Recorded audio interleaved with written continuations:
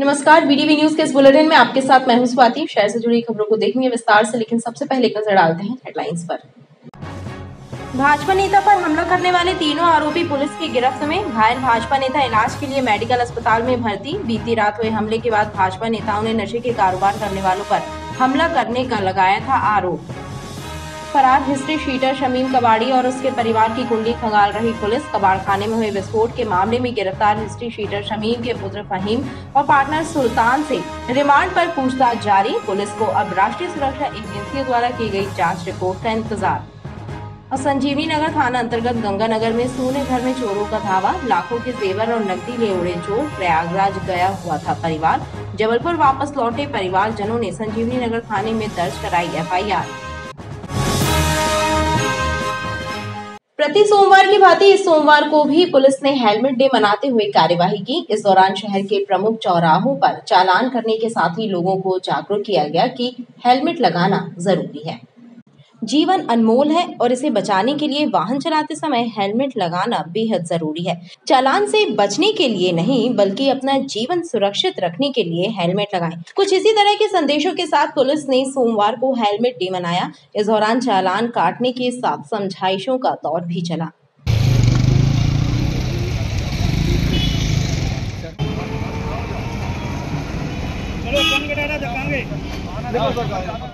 अभी फ़िलहाल 10 या 15 के समथिंग चालान हुए हैं और अभी चालानी की कार्रवाई चल रही है। जैसा कि ज्ञात है कि आज थाना ओमती द्वारा स्पेशल वाहन चेकिंग चलाई जा रही है घंटाघर पर, जिसमें पुलिस अधीक्षक महोदय द्वारा आदेश है कि प्रति सोमवार को मंडे को हेलमेट डे मनाया जाए। तो सभी लोगों को जागरूक कर रहे हैं कि हेलमेट अनिवार्य रूप से पहनें। भांति भांति के लोग मिलते हैं, तो कोई बोल रहे हैं कि अस्पताल में जा रहे हैं इसलिए सिर में दर्द हो रहा है। बाकी उनको हमारे द्वारा लगातार समझाइश दी जा रही है कि हेलमेट आपकी सुरक्षा के लिए है, आपकी जान माल की सुरक्षा करता है, और लगातार हिदायत दे रहे हैं। कई राहगीर इस दौरान हॉस्पिटल जाने का बहाना बनाकर चालानी कार्यवाही से बचने की कोशिश करते भी देखे गए। आश्रय स्थल की व्यवस्थाओं को बेहतर बनाया जाए, यह निर्देश राज्य स्तरीय निगरानी समिति की अध्यक्ष स्नेहलता श्रीवास्तव ने अधिकारियों को दिए। नगर निगम के अधिकारियों के साथ उन्होंने गरीब और निराश्रितों को दी जा रही सुविधाओं का जायजा लिया। राज्य स्तरीय निगरानी समिति की अध्यक्ष स्नेहलता श्रीवास्तव ने नगर निगम के अधिकारियों के साथ मिलकर आश्रय स्थलों का निरीक्षण किया। गोकुलदास धर्मशाला स्थित आश्रय स्थल एवं रसोई केंद्र का निरीक्षण करते हुए उन्होंने अधिकारियों को निर्देश दिए कि व्यवस्थाओं को बेहतर किया जाए। गर्मी में ठंडे पानी की व्यवस्था जरूरी है। राज्य स्तरीय निगरानी समिति के अध्यक्ष ने नगर निगम योजना शाखा के अधिकारियों को निर्देश दिए कि गरीबों और निराश्रितों के लिए चलाई जा रही योजनाओं का बेहतर क्रियान्वयन किया जाए, ताकि सरकार की मंशा पूरी हो सके। खजरीखिरिया बाईपास स्थित हिस्ट्री शीटर शमीम कबाड़ी के कबाड़खाने में हुए विस्फोट के बाद जांच के लिए पहुंची राष्ट्रीय सुरक्षा एजेंसियों की टीमें जांच पूरी कर घटना स्थल से सामग्री बरामद कर वापस दिल्ली लौट गई हैं। पुलिस को अब राष्ट्रीय सुरक्षा एजेंसियों द्वारा की गई जांच रिपोर्ट का इंतजार है। खजरीखिरिया में हिस्ट्री शीटर शमीम कबाड़ी के कबाड़खाने में हुए भयंकर विस्फोट के बाद राष्ट्रीय सुरक्षा एजेंसियां और स्थानीय पुलिस हर स्थिति पर नजर रखे हुए है। इस मामले में पुलिस ने प्रकरण दर्ज कर हिस्ट्री शीटर शमीम के पुत्र फहीम और उसके पार्टनर सुल्तान को गिरफ्तार किया था, जिनसे पूछताछ जारी है। दूसरी तरफ पुलिस ने शमीम की गिरफ्तारी के प्रयास शुरू कर दिए हैं। इतना ही नहीं, पुलिस शमीम के साथ ही उसके पूरे परिवार, रिश्तेदारों और परिचितों की कुंडली भी खंगाल रही है। जानकारों की माने तो शमीम के पुत्र मोहम्मद फहीम ने विदेश में पढ़ाई की है। इस दौरान एक पाकिस्तानी युवती से उसकी पहचान हुई और दोनों ने निकाह कर लिया था। फहीम की पत्नी फिलहाल जबलपुर स्थित ससुराल में रह रही है। पुलिस अधिकारियों का कहना है कि इस मामले में राष्ट्रीय सुरक्षा एजेंसियों द्वारा की गई जांच रिपोर्ट का इंतजार किया जा रहा है। साथ ही आयुध निर्माणी को भी पत्र लिखकर स्क्रैप और अन्य जानकारियां मांगी गई हैं। सभी जानकारियां और साक्ष्य एकत्र होने पर अग्रिम कार्रवाई की जाएगी। इस ब्लास्ट के ऊपर इन्वेस्टिगेशन के लिए कई नेशनल एजेंसीज आई हैं, जिसमें से मेजर जो है एनआईए है और एनएसजी है, जो इस पर इन्वेस्टिगेशन कर रही हैं कि ये ब्लास्ट किन कारणों से हुआ है और जिस तरह का ब्लास्ट हुआ था तो वो जो मटेरियल है वो किस जगह से कैसे लाया गया था। हम इंतज़ार कर रहे हैं कि वो एजेंसीज जब अपनी रिपोर्ट देंगी तो उसी के आधार पर पुख्ता तौर पर ये बताया जा सकेगा कि घटना क्या कैसे हुई है।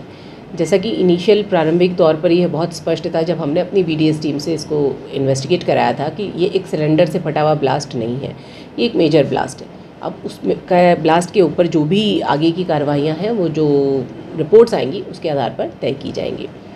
ये केस जो है बेसिकली 304 आपराधिक मानव वध का जो है मेड आउट होता है उस जगह के मालिक के ऊपर, जिसे ये पता था कि ये जो स्क्रैप का काम वो कर रहा है, इसमें वो जिन चीज़ों को लेकर आया था उससे ब्लास्ट होने की संभावना थी। उसको जानकारी में होने के बावजूद उसने कुछ व्यक्तियों की जान को खतरे में डालते हुए उक्त कार्य को किया था, जिसके आधार पर पुलिस ने इसमें केस रजिस्टर्ड किया है और वो कार्रवाई कर रही है। इस मामले में जो लोग नामजद आरोपी थे उनमें से 2 लोगों को हमने फ़हीम और सुल्तान को अरेस्ट कर लिया है और एक जो शमीम है उनको हम गिरफ्तारी के प्रयास कर रहे हैं और हम बहुत ही जल्दी उन्हें भी गिरफ्तार कर लेंगे। उनकी गिरफ्तारी के बाद में ही उनसे पूछताछ के दौरान जो कागजात आएंगे उनकी स्थिति जो है वो स्पष्ट होगी और हम इसको क्लियर बता सकेंगे कि इनके जो तार हैं वो कहाँ से जुड़े हुए हैं।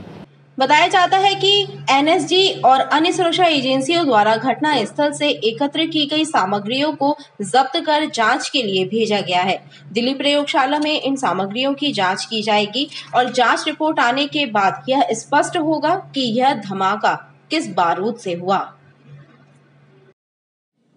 सोशल मीडिया पर वायरल हो रहा एक वीडियो लोगों को हैरान कर रहा है, जिसमें एक सुरक्षा गार्ड नवजात शिशु को ऑक्सीजन लगाते नजर आ रहा है। चर्चा है कि वीडियो एल्गिन हॉस्पिटल का है, लेकिन अधिकारी इससे इनकार कर रहे हैं। सोशल मीडिया पर वायरल एक वीडियो लोगों को हैरान कर रहा है। इस वीडियो में एम्बुलेंस 108 में एक सुरक्षा गार्ड नवजात शिशु को ऑक्सीजन लगाता नजर आ रहा है। चर्चा यह है कि वीडियो रानी दुर्गावती महिला हॉस्पिटल एल्गिन का है, जहां हॉस्पिटल परिसर में खड़ी एम्बुलेंस में सुरक्षा गार्ड द्वारा बच्चे को ऑक्सीजन लगाई जा रही है।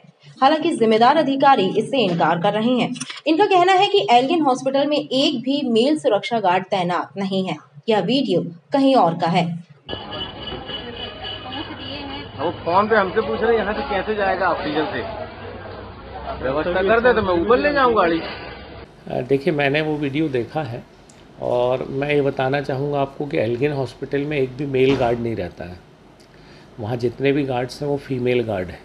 तो मुझे ऐसा प्रतीत हो रहा है कि या तो वो वीडियो एल्गिन का नहीं है और 108 के अंदर का दिखाई दे रहा है वो वीडियो, लेकिन मुझे यही संदेह हो रहा है कि चूँकि वहाँ एक भी मेल गार्ड नहीं है तो ये मेल गार्ड वहाँ कहाँ से आ गया और या वो वीडियो वहाँ का है कि नहीं। और यदि ऐसा हुआ है मान लीजिए, तो जब से नेशनल क्वालिटी एश्योरेंस स्टैंडर्ड के मापदंड के अनुसार अस्पतालों का काम चल रहा है, जैसे एल्गिन आपको मालूम है एनक्वेस्ट सर्टिफाइड हॉस्पिटल है, तो उनके निर्देश ये रहते हैं कि हम अपने टॉप टू बॉटम जो भी स्टाफ है उसको हर तरह की ट्रेनिंग दें, उनका उपयोग ना करें रेगुलरली, लेकिन कभी ऐसी ज़रूरत पड़ी कि अचानक किसी को ऑक्सीजन लगाना है या इवन हम लोग CPR जिसको अपन बोलते हैं कार्डियो पल्मोनरी रिससिटेशन, कि हार्ट बंद हो गया किसी का तो पंपिंग कैसे करनी है, ये सब चीज़ें हम गार्ड को, हमारे चतुश्रेणी कर्मचारी, हमारे यहाँ तक के ऑफिस के जो क्लरिकल स्टाफ है, डॉक्टरों को तो आता है, इनको भी सिखाया जा रहा है, जिससे बहुत ही प्रतिकूल परिस्थिति में, बहुत ही आकस्मिकता की स्थिति में अपन उनका उपयोग कर सकें। बहरहाल जानकारों का मानना है कि अटेंडेंट व्यक्ति द्वारा यदि इस तरह ऑक्सीजन लगाई जाती है तो मामला घातक भी हो सकता है। लिहाजा स्वास्थ्य विभाग को इस वीडियो की सत्यता की जांच जरूर कराना चाहिए। बारी समाज का वार्षिक सम्मेलन रसल चौक के पास आयोजित हुआ, जिसमें संगठन के चुनाव सहित सामाजिक गतिविधियों के एजेंडे पर विचार विमर्श किया गया। वीर शिरोमणि रूपन बारी की प्रतिमा स्थापित किए जाने की रूपरेखा भी तय की गई। वीर शिरोमणि रूपन बारी के पद चिन्हों पर चल रहे बारी समाज का वार्षिक सम्मेलन रसल चौक के पास स्थित एक होटल में संपन्न हुआ।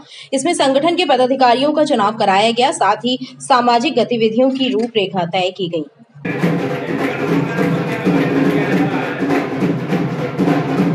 मेरी ये प्राथमिकता रहेगी कि समाज के लिए नया काम करें, नई ऊर्जा और नई उमंग के साथ कार्यकारिणी बारी समाज को आगे बढ़ाने में अपना पूर्ण योगदान दें, ऐसी मैं आशा करता हूँ। वीर शिरोमणि रूपन बारी जी का यहाँ पर प्रतिमा का अनावरण होने वाला है, जो कि सदन से पारित हो चुका है, और हम लोगों ने वीर शिरोमणि रूपन बारी पार्क भी घोषित करा है, NMT वो भी है, और अभी हम लोगों ने वाजना मठ के पास एक भूमि भी क्रय करी है। तो हम लोग चाहेंगे कि हम लोगों के जो सहयोगी लोग हैं, जो चयनित किए गए हैं, जो उम्मीदवार यहाँ पर निर्वाचित हुए हैं उनसे मैं अपेक्षा करूँगा कि मेरे साथ कंधे से कंधा मिलाकर और समाज की प्रगति को आगे बढ़ाएं और बारी भवन बनाने में, सामुदायिक भवन बनाने में मेरा सहयोग करेंगे। कार्यक्रम में नवनिर्वाचित पदाधिकारियों को पद एवं गोपनीयता की शपथ भी दिलाई गई। साथ ही सभी ने मिलकर देश सेवा का संकल्प लिया। जिला मुख्यालय कलेक्टर कार्यालय में पानी और पेयजल आपूर्ति के लिए लगाई गई पानी की टंकी महीनों से साफ नहीं हुई है, लिहाजा पानी की टंकियों में काई और मिट्टी जम गई है। ऐसे में इन टंकियों से सप्लाई होने वाले पानी के उपयोग से गंभीर बीमारियां होने का खतरा पनप रहा है। जिला मुख्यालय कलेक्टर कार्यालय में पेयजल सप्लाई के लिए लगाई गई पानी की टंकियां प्रदूषित हो गई हैं। खुली टंकियों की महीनों से सफाई नहीं हुई, लिहाजा टंकियों के अंदर काई और मिट्टी की परत जमने लगी है। गर्मी के मौसम में कार्यालय आने वाले लोग और कार्यालय के कर्मचारी इन्हीं टंकियों से हो रही पेयजल सप्लाई से पानी का उपयोग कर रहे हैं। ऐसे में लोगों को गंभीर बीमारी होने का खतरा सता रहा है।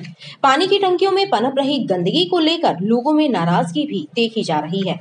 भैया गर्मी देख रहे हैं, गर्मी रिकॉर्ड तोड़ पड़ रही है और कलेक्ट्रेट परिसर में 2 टंकियाँ लगी हुई है जहाँ से पानी की व्यवस्था है, लेकिन वो टंकियाँ खुली हुई हैं और वो टंकियाँ खुली हुई है तो उसमें अब आप सोच सकते हैं कुछ भी चीज़ गिर सकती है और सड़ सकती है। तो वो वैसे भी टंकी हमारे ख्याल से जब से लगी है तब से साफ़ नहीं हुई है और वो ही पानी पीने के लिए यहाँ के जो भी लोग हैं जो आ रहे हैं जा रहे हैं वो पानी उसका यूज़ कर रहे हैं। और इस समय वैसे भी जबलपुर शहर में आपका डेंगू है, मलेरिया ये फैला हुआ है, तो प्रशासन को कम से कम इतना ध्यान रखना चाहिए कि जो टंकी अपनी यहाँ मुख्यालय जिला मुख्यालय में रखी हुई है, खुली हुई है, उनको व्यवस्थित रखें, उनकी समय समय पर साफ़ सफाई करते रहें ताकि आमजन जो यहाँ पे अपनी परेशानी लेके आता है उसको कम से कम साफ़ स्वच्छ पानी की व्यवस्था तो हो सके कम से कम। कार्यालय के कर्मचारियों, अधिवक्ताओं और आम जनता ने अधिकारियों से पेयजल टंकियों की सफाई कराने की मांग की है। जबलपुर में देर रात एक चलती कार में आग लग गई। घटना के वक्त कार में चालक सहित अन्य लोग सवार थे जो तत्काल ही बाहर निकल आए। उन्होंने कार में लगी आग को बुझाने का प्रयास किया और दमकल विभाग को भी घटना की जानकारी दी, जिसके बाद दमकल कर्मियों ने मौके पर पहुंचकर आग को काबू में किया। इस घटना से अफरा तफरी मच गई।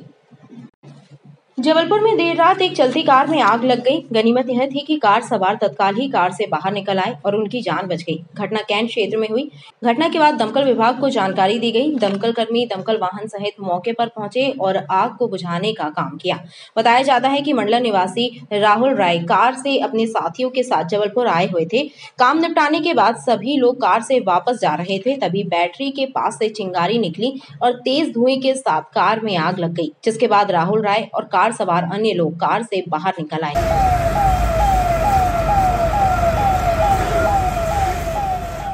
एक्चुअली हम लोग ऑन द वे थे, गाड़ी में अचानक बैटरी में शॉर्ट सर्किट हुआ और आग लग गई। साइड में लोगों ने देखा, हमको आवाज़ दी, मैंने गाड़ी साइड में लगाई और हम लोग बाहर निकले गाड़ी से, बट जब तक आग बहुत तेज़ फैल चुकी थी तो बस ऐसे करके गाड़ी की जनहानि नहीं, ऐसे कुछ जनहानि कुछ भी नहीं है। टाइमली लोगों ने बता दिया था, हम गाड़ी से निकल गए, जनहानि कुछ भी नहीं है उसमें। कहाँ की घटना है?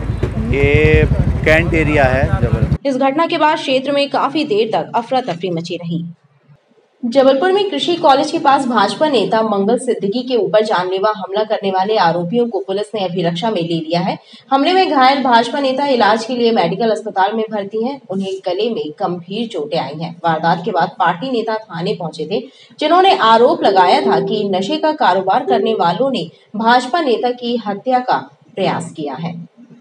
जबलपुर में कृषि कॉलेज आधारताल के पास भाजपा नेता मंगल सिद्दीकी पर जानलेवा हमला करने वाले तीनों आरोपी वसीम डागर, वसीम अली और मोनू अंसारी को पुलिस ने अभिरक्षा में ले लिया है, जिनसे पुलिस पूछताछ कर रही है। बीती रात हुई इस घटना के बाद पार्टी के वरिष्ठ नेता और कार्यकर्ता थाने पहुंचे थे, जिन्होंने पुलिस को जानकारी दी थी कि मंगल सिद्दीकी नशे के कारोबार के खिलाफ आंदोलन करते रहते हैं। नशे का कारोबार करने वालों ने उनकी हत्या की नीयत से यह प्राणघातक हमला किया। भाजपा नेताओं ने हमलावरों की गिरफ्तारी की मांग पुलिस से की थी। पुलिस ने मामले में धारा 307 का प्रकरण दर्ज किया है। मंगल सिद्दीकी जी को नशे के व्यापारियों ने योजना बनाकर उनकी हत्या कराने का प्रयास किया।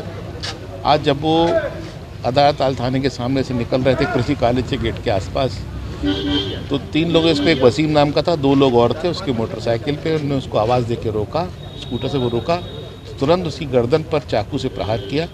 वाइटल पार्ट पे चाकू लगा, लगभग 6-7-8 इंच लंबा चाकू लगा है। ये पुलिस को शिकायत की गई है, मुलाजा हो गया उनका। नशे के व्यापारी जो हैं, जो नशे के व्यापारी के खिलाफ आंदोलन करते हैं, अधिकारियों को शिकायत करते हैं, वो नशे का अपराध करने वाले जो लोग हैं, व्यापार करने वाले लोग हैं, उन्होंने मंगन सिद्दीकी की हत्या कराने के प्रयास किए।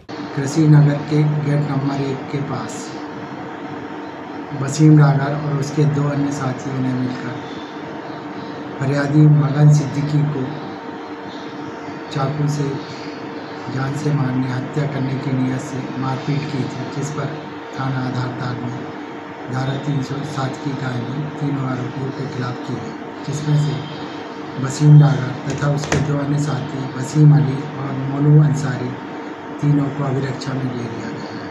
वे विचारणा जा रही है। हमले में घायल भाजपा नेता के गले में गंभीर चोटें पहुंची हैं, उनका मेडिकल कॉलेज अस्पताल में इलाज जारी है।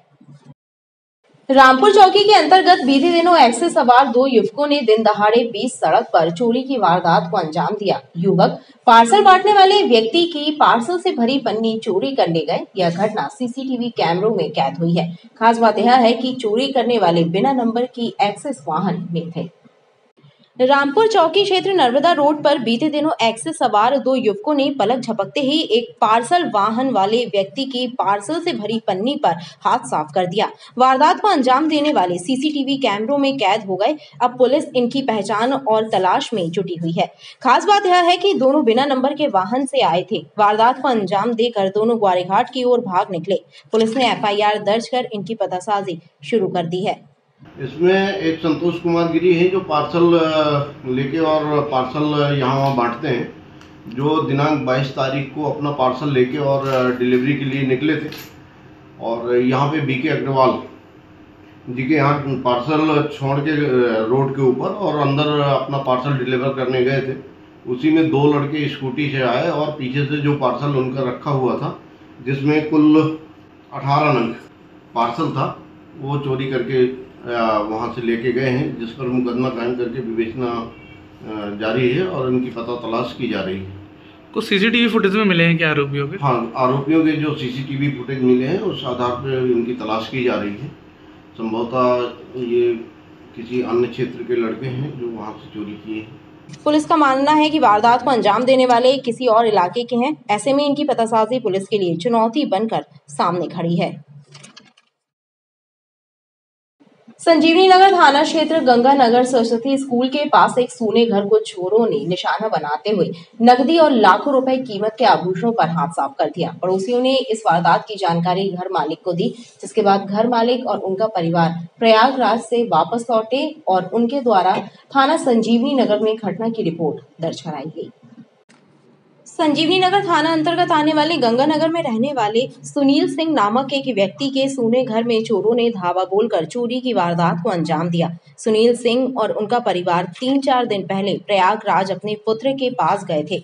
उनको पड़ोसियों ने घर में चोरी हो जाने की जानकारी दी, जिसके बाद वह वापस जबलपुर लौटे। पीड़ित परिवार ने बताया कि चोरों ने घर में रखा कैश और लाखों रुपए कीमत के जेवरातों पर हाथ साफ कर दिया है। उनके द्वारा संजीवनी नगर थाने में घटना की सूचना दी गई है। ये गढ़ा में गंगानगर सरस्वती स्कूल के सामने में ये 10 से 12 लाख का हमारा जेवर की चोरी हुई है और नगद में 80 से 90 हज़ार की नगद चोरी हुई है। मैं अपने बेटे के पास प्रयागराज गया हुआ था। वहाँ आज मुझे सुबह 8 बजे सूचना मिली कि आपके घर का ताला टूटा हुआ है और आप आ जाइए। तो उस बीच हमारे पड़ोसियों ने थाने में भी इसकी सूचना दे दी थी और हम वहाँ से सुबह 9 बजे रवाना हो गए। 3 बजे करीब यहाँ पहुँच गए। उसके बाद हम थाने गए तो थाने में उनसे बताया तो उन्होंने ये बोला कि जिनकी ड्यूटी सुबह थी अब वो रात को 9 बजे आएंगे, तो उस 9 बजे के बाद आके आप अपनी लिस्ट बना लाइए जो जो सामान गया है और आपकी उसमें आवेदन ले लिया जाएगा। ये पुलिस की गश्त यदि होती तो ये स्थिति ना बनती, यहाँ इस तरह की घटना घटित ना होती। बताया जाता है कि वारदात शनिवार और रविवार की मध्य रात्रि में घटित हुई। पीड़ित परिवार ने आरोप लगाया कि क्षेत्र में पुलिस द्वारा प्रभावी गश्त नहीं की जाती, जिसके चलते चोर और असामाजिक तत्व सक्रिय हैं। खबरें लगातार जारी हैं, आप देखते रहिए PTV न्यूज।